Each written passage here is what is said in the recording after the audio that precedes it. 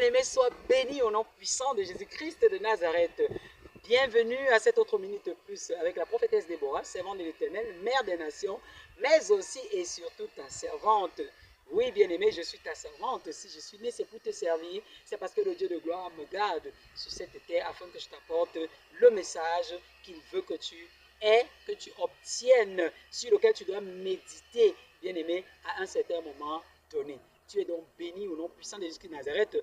Toi qui es connecté, toi qui demeures, n'est-ce pas, connecté, qui suit les enseignements jusqu'au bout.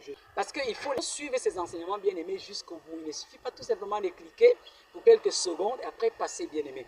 Quand un titre t'intéresse sur la plateforme YouTube des Réveils Spirituels Plus, bien-aimé, va jusqu'au bout parce que certainement le Dieu de gloire a à te dire, a beaucoup à te dire. Tu es donc béni, toi qui es déjà abonné, toi qui like, toi qui partages, lorsqu'après avoir écouté un enseignement bien-aimé, tu te sens touché et tu estimes qu'il faille partager avec d'autres personnes que tu estimes, n'est-ce pas, en avoir besoin pour leur libération, pour leur information, pour leur délivrance, pourquoi pas. Je voudrais aborder un sujet un peu particulier aujourd'hui et je vais m'appuyer, bien-aimé, comme ça sur le livre de Juge 17.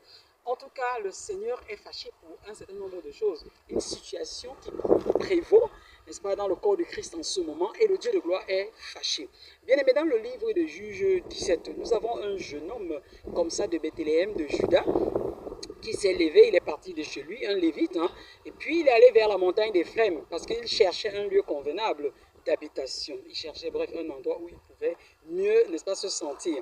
Et alors, en allant, en marchant, il tombe à la montagne d'Éphrem, il tombe sur un certain Mika. Mika, c'est un jeune homme comme ça, on l'évoque comme ça dans le livre de Juge 17, on parle tout simplement d'un certain Mika qui habitait avec sa mère, et puis sa mère avait perdu de l'argent, sa mère croyait avoir perdu de l'argent, et puis il est venu, il a remis l'argent à sa mère étant très contente, n'est-ce pas, du fait que son fils avait pris son argent et gardé, il n'avait pas dilapidé, et puis elle a donc décidé de lui dire merci. Bon, son merci c'était quoi? C'est de lui fabriquer une image en fonte qu'elle a remis à son fils, et donc ça c'est, quelque part c'est de l'idolâtrie, et puis son fils donc justement se sentant honoré de cette façon, a décidé, comme il avait une maison de Dieu, donc il a décidé de mettre cette image en fonte là-bas, il a fabriqué les fortes, le terrafin et tout ça. Il a oint ses fils qui lui servaient de prêtre. Donc quand le jeune homme est arrivé, il a vu le jeune homme passer, il lui a posé des questions, et il a donc vu que le jeune homme, n'est-ce pas, pouvait être nécessairement utile à lui dans sa maison. Il n'a pas cherché à savoir si le jeune homme, n'est-ce pas, devait le servir dans une circonstance, parce que là, il y avait une image d'idolâtrie chez lui. Il a pris le jeune homme et il a même dit, il était tant fier que, bon voilà, au moins il est lévite, donc je vais l'utiliser comme prêtre. Voilà, et il a pris le jeune homme, il a flatté, il lui a dit qu'il va lui donner des vêtements, tout ça à manger et tout, pour le prendre, n'est-ce pas, comme prêtre chez lui et comme père. Donc il a considéré comme père parce qu'il est lévite. Justement, le Seigneur avait décidé que c'était les lévites, si vous vous souvenez, au temps de Moïse, lorsque Dieu divise les tribus d'Israël, il a dit que les lévites lui sont consacrés. Donc en fait, les lévites devaient servir de pasteurs, de prêtres, de sacrificateurs, même pas de prêtres, parce que quand on parle de prêtres, moi je n'ai pas entendu de prêtres au temps de Moïse, et même après, je n'ai pas entendu de prêtres. Et le seul endroit où on a encore parlé de prêtres, parce que quand on parle de prêtres dans le sens négatif, on a parlé de prêtres dans Acte 19, parlant des prêtres exorcistes qui ont été tabassés, si tu lis bien aimé, parce qu'ils sont venus pratiquer, n'est-ce pas, de l'exorcisme. En réalité, quand on parle de prêtres, donc sacrificateur, oint de Dieu, serviteur de Dieu, ainsi de suite, prophète, ça passe encore selon la Bible. De la Genèse à l'Apocalypse, c'est bien aimé. Donc je suis sûr de ce que je dis. Donc en fait, voilà, c'était une maison d'idolâtrie, on peut ainsi dire. Donc ça veut dire qu'il mélangeait, même s'il y avait Dieu, mais il y avait un mélange, il y avait de l'idolâtrie. Et donc il prend ce jeune homme, ce lévite, qu'il met chez lui. Il ne cherche pas à savoir quelle est la vocation de ce jeune homme. Il ne cherche pas à savoir quel est le plan de Dieu pour ce jeune homme. Eh bien, beaucoup de serviteurs de Dieu, de servantes de Dieu le font aujourd'hui. Ils tombent sur des personnes qui sont remplies de certaines onction. Ils se rendent compte que telle personne est remplie d'onction. Ça peut être un jeune homme, ça peut être une jeune femme, ça peut être une maman, je ne sais pas moi, parce qu'il y a des gens qui ont des vocations tardives. Ils prennent cette personne, ils insistent pour que cette personne soit ancienne dans leur église. Ils font tout et tout pour que cette personne soit baptisée dans leur église, que cette personne joue des fonctions d'anciennes, de diacre, de diaconesse. Bref, ils veulent seulement embarquer. Ils veulent seulement embarquer, ce qui n'est pas normal. On ne force pas, bien aimé. Surtout que la plupart d'entre eux, c'est ça qui énerve l'Éternel. C'est pour ça qu'il m'a fait prendre l'exemple de Juge 17 pour en parler. Parce que en fait, ces personnes, pour la plupart, quand vous voyez des oins de Dieu, des ointes de Dieu faire ce genre de choses, il y a quelque chose d'anormal dans leur ministère. On ne force pas. Moi, par exemple, quand je prêchais à Christ Vision Télévision, je me souviens que 2016-2017, il y a un jeune homme qui est tombé sur mon émission. Il suivait assidûment et il envoyait des SMS parce que c'était une émission interactive. Il envoyait des SMS pour que je prie pour lui. Je priais pour lui et ainsi de suite. Et il voyait des choses se manifester dans sa vie. Il a fait d'ailleurs beaucoup de témoignages. Donc, il m'avait écrit, c'est lui qui m'appelle pour me dire, maman, le Seigneur me convainc de venir vers vous. Et il a commencé à venir me dire, le Seigneur me demande de déposer la dîme chez vous, de déposer un sacrifice chez vous. J'étais même surprise. J'ai voulu refuser. Il y a un de ses autres serviteurs, l'apôtre Martial, paix à son âme, parce qu'il est décédé tout récemment, je pense qu'en début d'année, en février ou quelque chose comme ça. Donc l'apôtre Martial, donc, il m'appelle un jour. Voilà, c'est là où j'ai la conviction que Dieu veut vraiment. Parce que là, il m'appelle, il me dit, il y a des gens que le Seigneur va envoyer vers toi. Ils vont quitter certains ministères dans lesquels ils sont maltraités, ils sont pris à la légère, ils sont oppressés, ils sont même exploités. Dieu va te les envoyer bientôt, servants de l'Éternel. Et le Seigneur me dit de te dire de ne pas les rejeter. Ne les rejette pas. Certains vont même te donner des sacrifices, des dîmes. Ne rejette pas, ne refuse pas. Parce que c'est le Seigneur qui te les envoie. Il y avait deux jeunes hommes, en fait, qui sont venus l'un après l'autre. Et tous me suivaient à Christ Vision Télévision. Et en ce temps-là, je n'avais même pas un endroit, un ministère, un lieu où je rassemblais les âmes. Moi, je recevais les gens dans les lieux publics. Parce que quand ils me contactaient dans Christ Vision Télévision, ils m'envoyaient des SMS. Il y en a qui insistaient de me rencontrer. En réalité, moi, je les amenais dans le ministère dans lequel le Seigneur me donnait de persévérer à ce moment-là. Parce que j'étais dans un ministère. Et dans ce ministère-là, on avait insisté pour que je sois ancienne d'église. On m'a en voulu sérieusement. Parce qu'à un moment donné, le Seigneur m'a demandé de quitter, n'est-ce pas, l'hôtel. Parce que là, il y avait une estrade. Les anciens s'asseyaient là-bas. Et moi, on m'avait demandé de m'asseoir à ce niveau. Je suis allé m'asseoir. Le Seigneur me dit non. Et quand il a fallu consacrer les anciens, le Seigneur a dit non. Et quand moi j'ai voulu insister, parce que moi je voulais plaire aux humains, j'aimais bien cet homme de Dieu là et autres et tout, je voulais bien être à ses côtés, mais le Seigneur dit non. Et quand j'ai voulu insister, il a asséché mes finances. Je n'ai pas pu, n'est-ce pas, payer ce qu'il fallait payer pour être consacrée ancienne. Je n'avais même pas de quoi acheter les vêtements ou tout ce qu'il fallait. C'est le Seigneur qui ne voulait pas. Mais eux, ils n'ont pas compris ça, parce qu'ils ont tout proposé, ils ont dit qu'ils vont me prêter de l'argent, je vais rembourser plus tard et tout. J'ai dit non, Dieu ne me permet pas de faire des prêts. Donc il y a des serviteurs de Dieu comme ça qui insistent. Mais maintenant, pourquoi le Seigneur me fait faire cette minute plus? C'est qu'il veut avertir. Il y a des serviteurs de Dieu véreux, il y a des serviteurs de Dieu compliqués qui voient l'onction en des gens et qui forcent c'est-à-dire qui forcent par tous les moyens, même par incantation, par magie et autres, pour copter ces personnes dans leur ministère. Et il crée ce qu'on appelle des prisons spirituelles. Des prisons spirituelles. Donc quand c'est des jeunes hommes comme eux, si jamais c'est un serviteur de Dieu qui a ce ministère, et puis il voit en des jeunes hommes une onction spéciale particulière, il va user des moyens pas du tout normaux, je vous assure, mes bien-aimés, pour attirer ces gens-là dans son ministère et les maintenir captifs afin qu'ils le servent. Un peu comme cet homme-là a fait. Cet homme Mika, qui était de la montagne d'Éphraïm, a fait. Il a retenu le Lévite parce qu'il savait que dans le Lévite, il y a l'onction qui venait de Dieu, une onction pure. Beaucoup font ça. Donc, quand tu arrives dans leur ministère, il suffit qu'une, deux, trois fois, que tu prennes la Sainte Seine avec eux, que tu te retrouves là-bas. D'ailleurs, un des jeunes qui m'avait rejoint, qui avait insisté pour être de mon ministère, m'avait fait comprendre qu'il sortait d'un ministère. En fait, il a eu à visiter entre-temps un ministère dans lequel, quand il entrait, il sentait une odeur bizarre. Et c'était comme une odeur qui l'envoûtait. Et là, dès qu'il entrait, tout ce qu'il avait sur lui, il voulait seulement déposer avec sa fiancée et autre tout. Dieu va exposer et frapper ce genre de personnes au nom de Jésus-Christ de Nazareth. Bien aimé, il y en a même qui viennent spirituellement. Quand ils savent que tu es rempli, qui n'ont pas pu te convaincre, qui n'ont pas pu te maintenir captif ou captive dans leur ministère, ils vont user donc spirituellement des moyens sataniques pour t'amener. Qu'est-ce qu'ils font? Ou bien essayer de voler ton onction.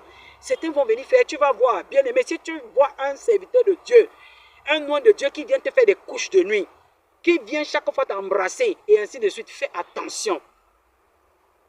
Fais attention. J'en ai été victime, donc j'ai vu un oint de Dieu, bien aimé, qui vient en songe. J'ai eu à collaborer avec ce serviteur de Dieu, mais curieusement, quand il était encore bien, je le voyais en songe, c'était très positif, très posé. J'ai jamais vu ce serviteur de Dieu chercher à venir me toucher ou ainsi de suite. Mais avec le temps, quand le Seigneur m'a révélé, et le Seigneur l'a d'ailleurs révélé à plusieurs personnes, que ce serviteur de Dieu est passé de l'autre côté. Bref, il ne sait plus Dieu purement. Donc, il mélange, bien aimé. Ça veut dire qu'il a déjà une notion biaisée. Ce qui fait donc qu'il communique déjà, pour en d'autres termes, avec l'ennemi. Donc, ça veut dire que son notion n'est plus pure. Or, à l'époque, ce serviteur de Dieu était pur. Quand je le voyais, jamais il ne m'avait approché dans la vision d'une manière bizarre. Tout au contraire, je le voyais venir soit me mettre un manteau. Et quand je demandais au Seigneur, le Seigneur me disait que non, c'est moi qui prends son image pour t'habiller, te mettre ton manteau du ministère. En fait, c'est ce qu'il est supposé faire, bien aimé. Après un moment donné, je le vois, bien aimé. Il vient, il me présente son alliance. Après, il me dit qu'il est divorcé.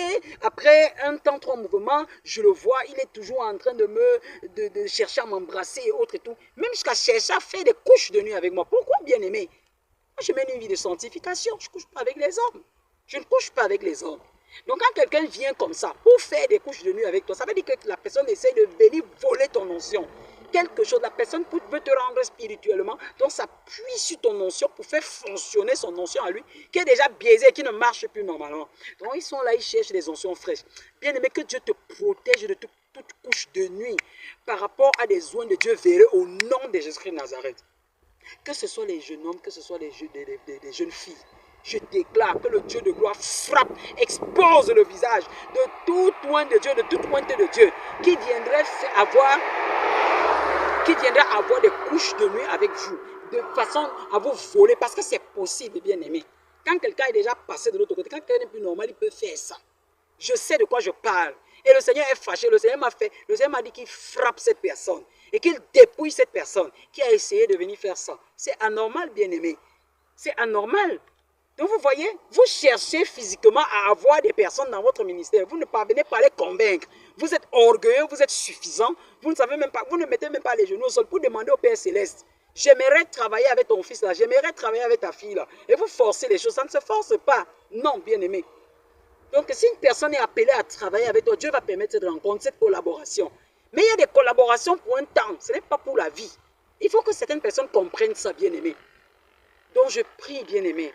Si tu as déjà eu à avoir ce genre de visitation, que ton pasteur homme ou femme, vienne faire des couches de nuit avec toi, vienne te caresser, vienne avoir, bref, dans un contexte bizarre d'obscénité, d'impudicité sexuelle, là, sache que la personne veut voler ce qui est en toi. La personne veut voler ton étoile. La personne veut voler ta destinée. Et comme tu vas les voir, ils prospèrent, là, c'est comme ça qu'ils font. Parce que le Seigneur m'a dit que ce serviteur de Dieu en question, qui est venu me tenter dans ce sens, ce serviteur de Dieu en question, alors, il s'appuie beaucoup plus sur les femmes. C'est une personne qui est instable sur ce plan-là, le plan relationnel et sentimental. Et il s'appuie sur des femmes, où le Seigneur parle des sorcières, n'est-ce pas, des fausses prophétesses qui fabriquent des coussinets. Je pense très bien. Elles fabriquent des coussinets, n'est-ce pas, pour appuyer ces sorciers-là, ces satanistes-là. Donc, il y a des femmes tout autour de cet oint de Dieu-là et qui sont utilisées, n'est-ce pas, pour... elles savent ce qu'il fait, comment il fonctionne. Elles savent comment il dépouille des gens. Des jeunes hommes, des jeunes femmes, ils s'appuient sur leur onction pour pouvoir lui-même évoluer. C'est comme ça qu'on vous dépouille, bien-aimé. Vous allez aller dans un ministère, vous ne voyez que ce n'est que l'homme de Dieu qui prospère, qui est en train de voyager, qui est en train de poser-vous des questions. Posez-vous des questions. Donc j'ai eu à flirter, je n'ai pas envie de donner certains détails, bien-aimés. Donc Dieu va frapper. Si ça continue, le Seigneur me dit de venir avertir, parce qu'il va exposer. Il y en a beaucoup qui prennent même d'autres visages pour venir vous faire des couches de nuit. Donc c'est une grâce que le Seigneur m'a montré clairement le visage de cet oint de Dieu. Et je connais d'où vient l'affaire. Avant, ce n'était pas comme ça. Donc ça me confirme que cette personne, entre-temps, s'est compromise. J'ai vu cette personne avec des proches de sa famille et autres et tout. Donc j'ai compris que ce n'est pas une vision. D'ailleurs, je ne doute pas de ce Dieu qui me révèle des choses. Il me dit dans Jérémie 33, verset 3, invoque-moi au jour de la détresse, je te répondrai, je te montrerai des choses cachées que tu ignores. Et ça, je n'ai pas demandé au Seigneur. Mais il m'a fait voir des gens qui envient mon onction, des gens qui envient ma vie, des gens pourtant, ce sont des gens qui sont nantis, qui ont pratiquement tout, on va dire, machin truc. Moi, je ne suis pas à leur dimension, je n'ai pas de gros ministère et autres tout. Mais qu'est-ce qu'ils recherchent? C'est cette onction. Parce qu'ils ont vu, bien aimé. Que le Seigneur te cache dans son sang précieux au nom de Jésus. Que tes étoiles, ton ministère, que ton manteau spirituel, que ta couronne, tes dons soient cachés en Christ au nom de Jésus-Christ de Nazareth. Je déclare par l'autorité l'onction de Dieu en moi. Lui qui m'a dit de venir parler de ces choses. Il m'a rempli d'une onction pour couvrir une personne. Une personne qui a vécu ce genre de choses au nom de Jésus. Tout ce qu'on t'a volé au travers des couches de nuit, je déclare au nom de Jésus, maintenant l'onction de Dieu te saisit là où tu te trouves, du nord au sud, de l'est à l'ouest, de l'occident en orient, du septentrion au midi.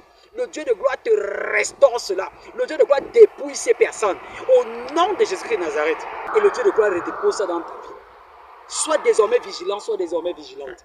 J'espère que tu as compris, bien-aimé. Ça ne se force pas. Si Dieu ne te convainc pas, si un oint de Dieu, une ointe de Dieu te dit, viens travailler avec moi, va d'abord mettre tes genoux au sol, jeûne et prie. Demande à Dieu des signes, sa volonté parfaite. Ça ne se passe pas comme ça. Amen. Tu es béni, toi qui as compris au nom puissant de Jésus-Christ de Nazareth. À la prochaine minute de plus, s'il plaît à Dieu. Like, partage, abonne-toi si tu n'es pas encore abonné. Dieu te bénira au nom de Jésus. Parce que c'est pour sa gloire que tu le fais. Bye bye.